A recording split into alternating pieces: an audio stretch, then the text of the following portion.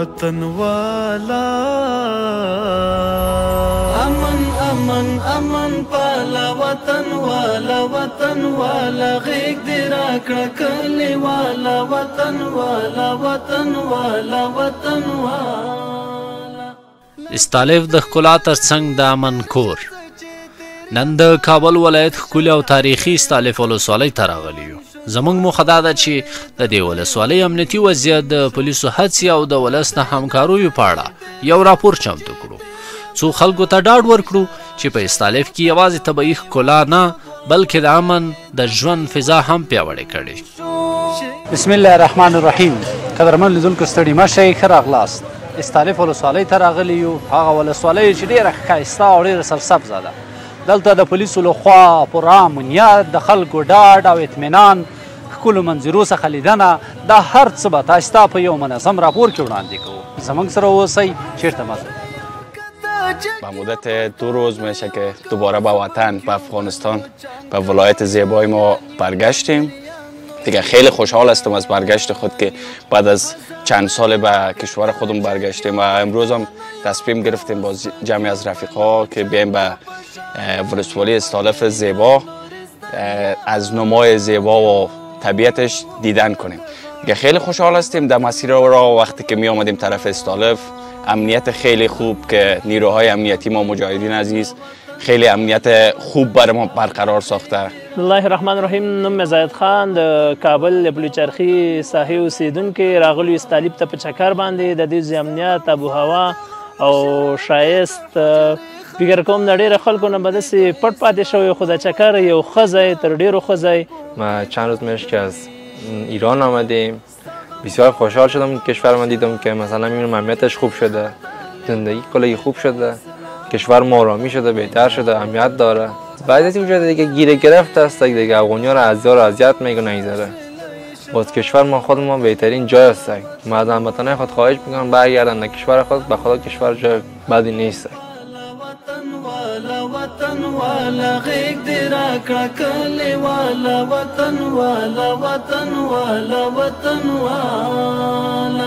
رنگنا من فضا د پسل چندې ښکلا د سیلانان رځې ددن ته محمد نورې وطن ته رنگنا من فضا د په استالف ولسوالۍ کې د پولیسو امنیتي تدابیر هره ورځ په بېلابېلو بڼو ترسره کیږي. د سیمې پولیس ګرځنده ګزمې، تلاشي، د کنټرول چک پوینټونو له لارې هڅه کوي چې د هر ډول امنیتي پیښو مخه ونیسي، خلکو ته د امن د ژوند زمینه برابره کړي. وروره جوړې، طبیعت هم ښه ده، په خیر خو راغلی. چېرته ځئ له خیره؟ ساړه کوم ځای ته ځئ؟ تخت ته ځئ؟ څه مشکل چې خو نه لرئ، څه خو مزاحمت چې هم نه کېږي. ښه دی، په خیر لاړ شئ ورور، سلامت اوسئ. د امن کور قدردان هیواد زما مومن افغانستان هیواد زما مومن افغانستان هیواد د امن کور قدردان هیواد زما مومن افغانستان هیواد ډاډ او سیژلا لري تکړه بچي وطن زار جنتي وطن. موږ دلته د استالف د پولیسو له محترم قومندان سره خبرې وکړې. هغه وویل موږ د خپلو سرتیرو په مرسته په ورځني او شپنیو ګزمو بوخت یو. هڅه کوو چې هر مشکوک حرکات پر وخت کشف کړو او خلکو ته ډاډ ورکړو چې امن زموږ لومړیتوب دی. الحمدلله د استالف ولسوالۍ کې نظامي، ملکي، لوسوال، مدیر استخباراتو، قومندانۍ ملګري، جنایي ملګري، نو لله الحمد ټول په هماهنګۍ کې دي. ناستې سره لرو، مجلسونه سره کوو، یو تر بله باندې خبرې سره شریکوو، موضوعات سره شریکوو، نو ټول الحمدلله ښه هماهنګي سره لرو. په ټول افغانستان کې اوس موږ تاسو ته خو بهتره معلومه ده الحمدلله چې ښه امنیت او بیا داسې ځایونه لکه اوس استالف ولسوالۍ سوه، پغمان ولسوالۍ سوه، سیاحتي علاقې دي، دلته ډېر خلک راځي، داخل دي موږ افغانان راځي، خارج نه خلک راځي. نو د امنیت په باره کې به زه داسې درته ووایم چې الحمدلله موږ چک پوینټونه لرو چې هرې خوا نه څوک میلمانه راځي موږ ته خبر راکوي نو موږ یې له نظارت لاندې ساتو. هېڅ قسم مشکلات نشته د استالف ولسوالۍ کې او ښه په خوشحالۍ باندې راځي، ورځ تېروي، شپه کوي او بېرته ځي. ولس ته دا پیغام دا چې کلک ملاتړ یې وکوي او په ارامه فضا کې خپل ژوند تېر کوي، ځکه افغانستان دا 40 کاله 50 کاله ډېر ناورین سره مخ او اوس یې امارت اسلامي راغلی دی. الحمدلله هر شي ته یې د پای ټکی ایښی ده. سرباز اسلامم بادا بلند نامم، سرباز اسلامم بادا بلند نامم، نام خدا را خوانده ام، دشمن از اینجا رانده ام، امید نومیدان شد. چکر راغلو همداسې ملګرو سره چکر ووهو، بس امنیت د الله تعالی فضل دی. ښه بس امنیت ښه امنیت دی. نور هیوادوالو ته پیغام دا دی چې چکر ځي په لاره ډېر احتیاط وکړي او د ملګرو سره او د موږ د همکارانو سره ښه امنیت هغه وکړي، ښه چلند وکړي. امنیت یوازې د پولیسو مسؤلیت نه دی، د سیمې خلک هم په دې برخه کې خورا مهم رول لري. قدرمنو هیوادوالو پر تلاشي مه خفه کیږئ. امنیتي ځواکونه ستاسو د امنیت د خوندیتوب لپاره ولاړ دي.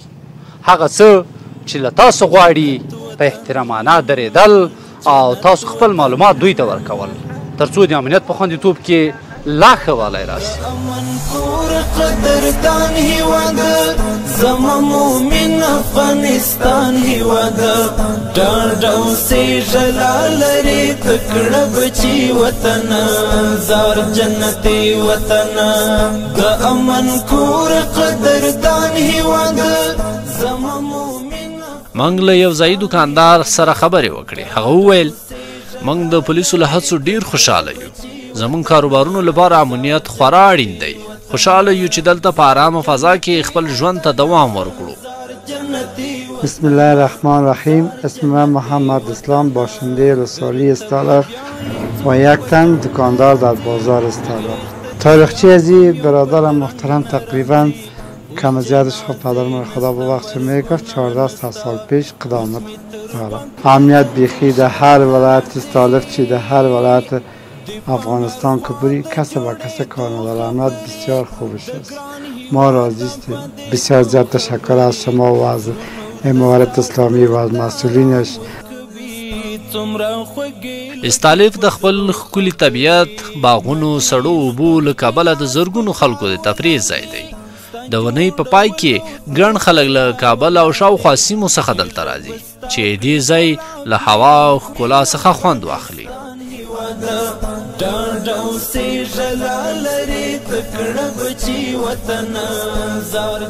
قدرمنو هیوادوالو یوه ښکلې خورکۍ را سره ده. د خورکۍ نه به هم پوښتو چې په استالف کې امنیت څنګه ده، دوی هم دلته کاروبار یې ده او دلته چکر ته راغلي دي، نو خپله به دوی درته ووایي.